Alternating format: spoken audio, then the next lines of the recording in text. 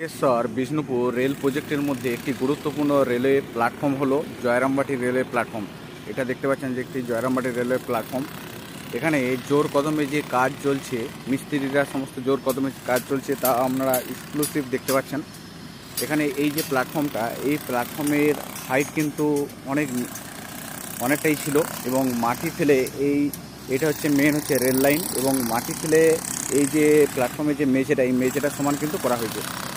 এখানে দেখতে পাচ্ছেন সমস্ত মিস্ত্রিরা জোর কদমে কিন্তু কাজ করছে। এটাই হচ্ছে জয়রামবাটি রেলের প্ল্যাটফর্ম। আর তারকেশ্বর বিষ্ণুপুর রেল প্রজেক্টের মধ্যে একটি গুরুত্বপূর্ণ প্ল্যাটফর্ম হচ্ছে জয়রামবাটি রেলের প্ল্যাটফর্ম। আর এই চারপাশটা যদি দেখায়, দেখতে পাচ্ছেন এখানে চারপাশটা কীরকমভাবে মাটি ফেলা হয়েছে, আর এখানে যে জোর কদমে কাজ চলছে সেটা কিন্তু বলাই বাহুল্য। এটাই হচ্ছে জয়রামবাটি রেলের প্ল্যাটফর্ম। আর এই জয়রামবাটি হচ্ছে মা সারদা দেবীর জন্মস্থান, এই জন্য এই প্ল্যাটফর্মটা মা সারদা দেবীর যেরকম মন্দির হচ্ছে সেরকম আকৃতি তৈরি হবে।